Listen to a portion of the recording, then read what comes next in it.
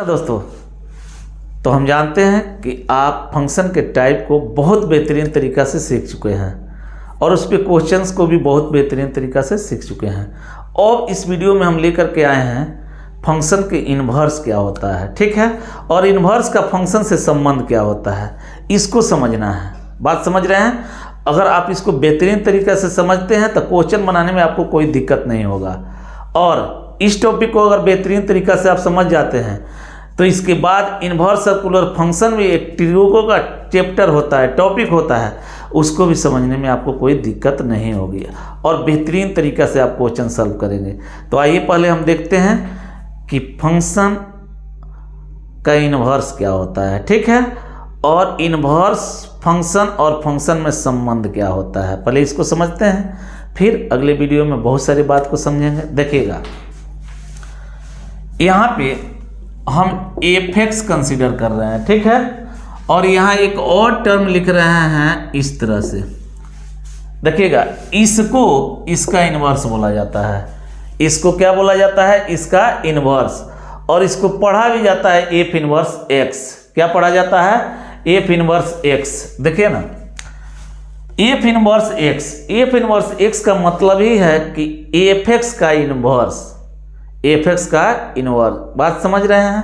अब देखिए, अब हम बताना चाह रहे हैं कि इन दोनों में संबंध क्या होता है। इन दोनों में संबंध क्या होता है, ठीक है। इन दोनों में संबंध समझने के पहले हम y equals to F x और x equals to F Y में संबंध जानना चाहेंगे, ठीक है। अगर इन दोनों के बीच हम संबंध को समझ लेते हैं तो इन दोनों के संबंध पे डिपेंड करता है इन दोनों का बीच का संबंध, ठीक है। तो पहले ज़रूरत है इसको समझने की। हाँ, अब इन दोनों के संबंध को समझने से पहले ज़रूरत है कि अगर किसी पॉइंट का कोऑर्डिनेट h, k और एक दूसरे पॉइंट का कोऑर्डिनेट k, h है तो इन दोनों पॉइंट्स में संबंध क्या है। अगर इन दोनों पॉइंट्स में हम संबंध को समझ जाते हैं तो इन दोनों पॉइंट्स के संबंध पे डिपेंड करता है इन दोनों फंक्शंस का संबंध, और इन दोनों फंक्शंस के संबंध पे डिपेंड करता है इन दोनों फंक्शंस का संबंध। बात समझ रहे हैं? तो हम एक एक करके समझने का प्रयास करते हैं। पहले इसको, तब इसको, तब इसको, और तब आगे बढ़ेंगे, ठीक है। देखिएगा, बहुत बेहतरीन तरीका से हम चीज़ों को समझ लेंगे। देखें, अगर एक पॉइंट जिसका नाम P है और उसका कोऑर्डिनेट h, k है, और एक पॉइंट Q है जिसका कोऑर्डिनेट k, h है, तो पहले हम इन दोनों में संबंध देखने जा रहे हैं। आप जान लीजिए कि इन दोनों में संबंध यही होता है कि दोनों एक दूसरे के मिरर इमेज होते हैं about the line y equals to x। यानी y equals to x line को अगर आप मिरर मान लेते हैं तो उस मिरर के अबाउट ये दोनों पॉइंट एक दूसरे के मिरर इमेज होंगे, एक दूसरे के प्रतिबिंब होंगे। का मतलब कि ये दोनों एक दूसरे के प्रतिबिंब होते हैं। बात समझ में आया? आपको ये मानना नहीं है, हम साबित करके बताएंगे कि ये दोनों एक दूसरे के क्या होते हैं? प्रतिबिंब होते हैं। चलिए देखते हैं कैसे होते हैं। पहले क्वेश्चन इसके लिए लिख देते हैं। लिख रहे हैं, कह रहे हैं कि prove that P, H, K and Q, K, H are mirror images to each other about the line y equals to x। देख रहे हैं, prove that P, H, K and Q, K, H are mirror images to each other about the line y equals to x। Question बन गया। हम बोले क्या है कि दोनों एक दूसरे के मिरर इमेज होते हैं about the line y equals to x। Prove करके दिखा रहे हैं। देखिएगा, यहाँ x एक्सिस, इस यहाँ y एक्सिस, यहाँ पे हम ओरिजिन, और मान लेते हैं कि y equal to x line यहाँ है। आप जानते भी हैं y equal to x line यही होता है, कहीं दूर नहीं होता है, ठीक है। कोऑर्डिनेट एक्सिस को बीचों बीच क्या करता है, दो भागों में बांट देता है, ठीक, और ओरिजिन से पास करता है, y equal to x line. हम यहाँ एक पॉइंट कंसीडर किए, नाम क्या है, पी एच कोमा के, और इधर एक पॉइंट कंसीडर कर रहे हैं क्यू। अभी इसके कोऑर्डिनेट को हम नहीं कर रहे हैं, के कोमा एच है, कुछ दूसरा मान ले रहे हैं, यहाँ अल्फा कोमा बीटा मान ले रहे हैं। हम अपने ही सॉल्व करके निकाल देंगे कि इस पॉइंट का कोऑर्डिनेट अल्फा कोमा बीटा नहीं है, के कोमा एच है। कब, इसको अगर इसका प्रतिबिंब मान करके चल रहे हैं तब। अगर आ गया यहाँ पर के कोमा एच तो कहेंगे कि K comma H P H comma के का क्या है, प्रतिबिंब है। अबाउट द लाइन क्या, y इक्वल टू एक्स। देखिएगा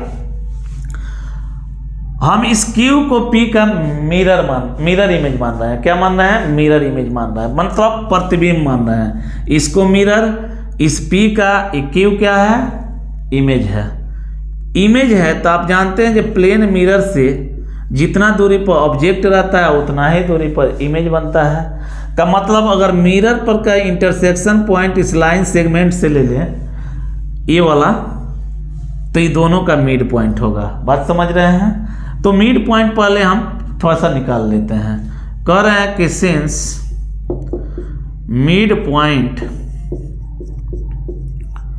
ऑफ पी क्यू कितना होगा, mid point of P Q देखेंगे तो कोऑर्डिनेट उसका h प्लस अल्फा बाई 2, और फिर कोमा कितना होगा, k प्लस बीटा बाई 2। आप जानते भी हैं, ये दोनों को ऐड करके 2, ये दोनों को ऐड करके 2, यहाँ ऐड करके 2 x कोऑर्डिनेट, यहाँ ऐड करके 2 क्या दिया, y कोऑर्डिनेट दे दिया। मतलब इस मिड पॉइंट का कोऑर्डिनेट इतना हो गया, और मिड पॉइंट है किस पर, इस लाइन पे। इसका मतलब इस लाइन को सेटिस्फाई करेगा। अब हम कहेंगे कि now midpoint lie on the line y equal to X. इसका मतलब क्या है जी, जब इस पर लाई करता है तो सेटिस्फाई करेगा, यानी y कोऑर्डिनेट y के जगह पर, x कोऑर्डिनेट x के जगह पर k plus beta by 2 equal हो जाएगा h प्लस अल्फा बाई 2 के। 2 से 2 कैंसिल आउट, यहाँ से क्या हो जाएगा, k plus beta equal to h plus alpha. हमको अल्फा और बीटा का वैल्यू निकालना है। अल्फा को इधर लाते हैं तो k माइनस अल्फा, और बीटा को उधर ले चलते हैं, सॉरी, अल्फा को इधर लाते हैं तो b minus alpha equal to कितना हो जाएगा, h माइनस k। ऐसा होगा, क्या मिल गया, beta minus alpha equal to कितना, h माइनस k। अब इसको फर्स्ट कर लेते हैं। अब देखिए ये जो लाइन सेगमेंट बना है ये निश्चित इस लाइन पे परपेंडिकुलर होगा, क्योंकि आप जानते हैं कि अगर ऑब्जेक्ट और इमेज को मिला दिया जाए एक लाइन से तो वह लाइन क्या होता है, मिरर पर परपेंडिकुलर होता है। अब देखिएगा जब परपेंडिकुलर होगा तब परपेंडिकुलर से हमको एक कंसेप्ट मिलता है, दो लाइन एक दूसरे पर परपेंडिकुलर तो दोनों का स्लोप का प्रोडक्ट -1। अब हम क्या करेंगे, इसका स्लोप निकाल लेते हैं, और इसका स्लोप हमको पता है y equal to M X. Y equal to M X में m स्लोप होता है, y equal to X, m के जगह पर 1 है, 1 स्लोप होगा। बात समझ रहे हैं। तो इस लाइन का स्लोप 1, इस लाइन का स्लोप क्या, जब दो कोऑर्डिनेट होता है तो स्लोप कैसे निकालते हैं, y कोऑर्डिनेट का अंतर बटा x कोऑर्डिनेट का अंतर। अब देखिए ना मेरे बाबू, अब कहेंगे कि now slope of P Q कितना हो जाएगा जी, पी क्यू का स्लोप हो जाएगा k minus beta y coordinate का अंतर डिवाइडेड बाय x कोऑर्डिनेट का अंतर, तो h माइनस अल्फा होगा। एंड स्लोप ऑफ लाइन कितना, y equal to x is 1। अब हम कहेंगे कि now since P Q perpendicular है किस पर, perpendicular to the line y equal to X. इसका मतलब हो गया स्लोप का प्रोडक्ट, मतलब k minus beta divided by H minus alpha into 1 equals to -1। अब आप देखें ना 1 से इंटू पे कुछ अंतर नहीं होगा, K minus beta divided by H minus alpha equals to -1। इसको उधर कर लेते हैं, K minus beta equals to minus H plus alpha. देख रहे हैं हमको क्या निकलना है, अल्फा बीटा का वैल्यू, बीटा को उधर ले चलते हैं, यानी अल्फा प्लस बीटा, एच को इधर लाते हैं, के प्लस एच। इसको हम सेकेंड इक्वेशन कंसीडर कर लेते हैं। अब मेरे पास दो इक्वेशन आ गए। कितने इक्वेशन आ गए? दो इक्वेशन। अब कहेंगे कि now from first and second. First कितना है? Beta minus alpha equals to H minus K, और सेकेंड कितना है? Alpha plus beta equals to कितना? K plus H. अब दोनों को ऐड करते हैं, अल्फा कैंसिल हो गया, यहाँ ट्वाइस बीटा हो गया, इधर से के कैंसिल हो गया, ट्वाइस एच हो गया। अब बीटा इक्वल्स टू हमको एच मिला। बीटा इक्वल्स टू कितना मिला? एच। अब हम कह रहे हैं कि नाउ फ्रॉम फर्स्ट या सेकेंड कुछ भी कर सकते हैं, तो beta minus alpha equals to कितना है? H minus K. बीटा का वैल्यू यहाँ भर लेते हैं तो कितना हो जाएगा? H minus alpha equals to H minus K, H से H cancel out, minus alpha equals to minus के। अब यहाँ से फिर अल्फा इक्वल्स टू के निकल गया। अल्फा इक्वल्स टू कितना निकल गया? के। और यहाँ बीटा इक्वल्स टू कितना निकल गया? एच। तो अल्फा के जगह पर हम क्या भर दें? यहाँ पे के, और बीटा के जगह पर क्या भर दें? एच। आप क्या देख रहे हैं? इस क्यू को पी का हम क्या माने थे? Mirror image. कोऑर्डिनेट कितना माने थे? Alpha beta. आया कितना? के कोमा एच आया है ना। इससे क्या पता चल रहा है? के कोमा एच कोमा के का मिरर इमेज है about the line y equals to x. About the line y equals to x. इतना बात आप समझ गए? समझ गए। आप इसका स्क्रीनशॉट ले सकते हैं, ले लीजिए। ठीक है, आगे बढ़ते हैं। देखिएगा, तो अभी आप देखें कि दो पॉइंट, एक पॉइंट का कोऑर्डिनेट एच कमा के और दूसरा पॉइंट का कोऑर्डिनेट के कमा एच, दोनों एक दूसरे के मिरर इमेज हो रहे हैं about the line y equals to x. इस चीज़ को हमेशा याद रखना है। अब आते हैं उसके जस्ट बाद वाले कंसेप्ट में। आइएगा, हम y equals to F x और x equals to F Y में संबंध जानना चाह रहे थे। ठीक है, तो देखेंगे अगर इस फंक्शन के कॉरेस्पॉन्डिंग अगर आप पॉइंट ले रहे हैं एच कमा के, यानी एच कमा के अगर इसको सेटिस्फाई कर रहा है, एच कमा के इसको सेटिस्फाई कर रहा है, मतलब एच कमा के का प्रत्येक वैल्यू इसको सेटिस्फाई कर रहा है, तो निश्चित के कमा एच का प्रत्येक वैल्यू इसको सेटिस्फाई करेगा। यानी एच कमा के इस पर लाई करता है तो निश्चित के कमा एच इस पर लाई करेगा, क्योंकि यहाँ देखिए जो स्टेटमेंट यहाँ दिख रहा है उसके उल्टा स्टेटमेंट है। x का जगह y लिया हुआ, y का जगह x लिया हुआ है। तो आप क्या समझेंगे कि इसका अगर ग्राफ खींच दें और इसका ग्राफ खींच दें, दोनों का ग्राफ खींच दें, तो निश्चित वह ग्राफ भी एक दूसरे के मिरर इमेज होंगे about the line y equals to x, क्योंकि दोनों पॉइंट एक दूसरे के मिरर इमेज है about the line y equals to x. अब हम क्या कहेंगे? दोनों का ग्राफ, दोनों फंक्शन का ग्राफ क्या होता है? एक दूसरे के मिरर इमेज होते हैं about the line y equals to x. बात समझ में आ गया? अब देखिएगा, थोड़ा सा आगे कंसेप्ट को बढ़ाते हैं। y equals to F x और x equals to F y के बारे में बोल दिया गया। ग्राफ ऑफ बोथ फंक्शंस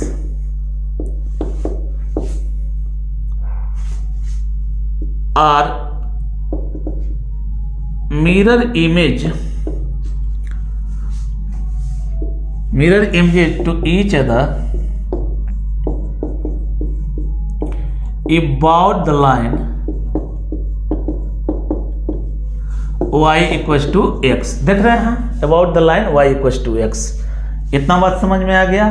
जिससे मान लीजिए कि अगर एक ग्राफ हम ऐसे ड्रा कर लेते हैं और इसको बोल देते हैं कि y equals to F x का ग्राफ है, और y equals to x line हम पहले से जान रहे हैं कि ऐसे होता है, तो अगर x equal to F y हमको देखना होगा ना, तो हम इस मिरर के अबाउट, मतलब इस लाइन को मिरर मान लेंगे, तो इस मिरर के अबाउट इसका प्रतिबिंब लेंगे, तो इसका प्रतिबिंब कैसा होगा देखिए ना। अगर इधर वाला का प्रतिबिंब आप देखेंगे तो होगा ऐसे, इधर वाला का प्रतिबिंब इधर हो गया, और इधर वाला का प्रतिबिंब हम देखेंगे तो वो होगा ऐसे, दिख रहा है। ये आपको जो ग्राफ दिखा ना, ये वाला, यह हो जाएगा किसका, x equal to F y का ग्राफ। बात समझ में आ गया। यानी दोनों का ग्राफ एक दूसरे के मिरर इमेज होते हैं, दोनों के ग्राफ एक दूसरे के क्या होते हैं, मिरर इमेज होते हैं। यानी दोनों फंक्शंस एक दूसरे के क्या होते हैं, मिरर इमेज होते हैं। बात समझ में आ गया। आ गया, आगे चलते हैं। देखिए बहुत शानदार तरीका होगा। अब आप देखें y equal to F x और x equal to F Y में संबंध देख चुके हैं। हम क्या करते हैं, इस y equal to F x को ज्यों का त्यों रखते हैं, और कहीं अगर x equal to F y दिखे ना, तो इससे y का वैल्यू लिखना हो, मतलब यहाँ से y निकलना हो, तो y इक्वल टू हम f को जब इधर भेजेंगे ना, तो उसी को इन्वर्स कर देते हैं, f inverse x। y equal to कितना आएगा, f inverse x। y equal to कितना आएगा, f इन्वर्स x। जब इसको इधर भेजेंगे तो इन्वर्स बन के जाएगा। ठीक है। अब देखिए हम y equal to f inverse x इससे तभी लिख सकते हैं जब एफ एक्स फंक्शन 1 1 अनटू होगा। कैसा होगा, एफ एक्स फंक्शन 1 1 अनटू होगा। जब तक 1 1 अनटू नहीं होगा, फंक्शन इन्वर्सिबल नहीं होगा। इन्वर्सिबल नहीं होगा तो फंक्शन का हम लोग इन्वर्स नहीं लिख पाएंगे। बात समझ रहे हैं। तो फंक्शन का इन्वर्स लिखने के लिए फंक्शन को इन्वर्सिबल होना पड़ेगा। बात समझ रहे हैं। इन्वर्सिबल होने का मतलब है कि फंक्शन को 1 1 अनटू होना पड़ेगा। ठीक, आगे बढ़ते हैं आप। तो हम इसके बाद लिख पाएंगे कब, जब एफ एक्स क्या होना चाहिए, 1 1 अनटू होना चाहिए। तो देखिए ना, अब हम इससे आगे बढ़ करके y लिखना चाहेंगे इससे, तो हमको y equal to f inverse x मिलेगा। कब, जब यह एफ एक्स फंक्शन 1 1 अनटू हो तब। एफ एक्स फंक्शन क्या हो, 1 1 अनटू हो तब। अब देखिए ना, ये दोनों एक दूसरे के मिरर इमेज है, इसमें कोई चेंजिंग नहीं है, और इसी से हम इसको लिखे हुए हैं, मतलब इसी का थोड़ा सा रूप बदल के लिखे हुए हैं। तो इससे हम ए लिख दिए तो ये दोनों सेम हुआ, और इसको उठा के यहाँ लिख दिए तो ये दोनों सेम हुआ। का मतलब कि अब ये दोनों भी एक दूसरे के मिरर इमेज होंगे about the line y equal to x. तो हम क्या कहेंगे कि यहाँ भी both are mirror image to mirror images कहते हैं, mirror image to each other about the line y equal to x. देख रहे हैं मेरे बाबू। अब देखिएगा, लेकिन यह मिरर इमेज कब रहेंगे, जब फंक्शन 1 1 अनटू रहेगा। अब देखिए ना, जैसे मान लीजिए आप इस ढंग का ग्राफ कंसीडर कीजिए, इस ढंग का ग्राफ, ठीक है। इसी ढंग के ग्राफ को हम कंसीडर कर रहे हैं, थोड़ा सा और इधर शिफ्ट करके देखिए ना, बढ़िया से समझ जाइएगा।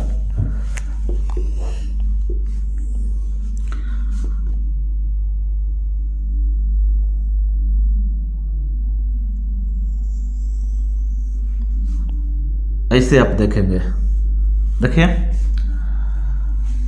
इस फंक्शन को पूछा जाए कि 1 1 है कि मेनी 1 है, फंक्शन को पूछा जाए कि 1 1 है कि मेनी 1 है, तो आप क्या जानते हैं, एक y पर एक से अधिक x मिल गया तो मेनी 1, यानी एक से अधिक x के लिए एक y मिला तो मेनी 1। अब देखिए ना, अगर इस यहाँ y उठाएंगे तो यहाँ भी x मिलेगा, यहाँ भी x मिलेगा, आगे भी x मिलेगा, इधर भी x मिलेगा, बहुत सारा x मिलेगा, माने बहुत सारे x के लिए एक y हो जाएगा। तो इस केस में क्या हो जाएगा, मेनी वन। हमको मेनी वन नहीं चाहिए, हमको क्या चाहिए, 1 1 चाहिए, साथ में 1 2 चाहिए। तो हम क्या करते हैं, इतना का हम प्रतिबिंब लेंगे ना y equals to x line के अबाउट, तो सब इन्वर्स नहीं होगा। लेकिन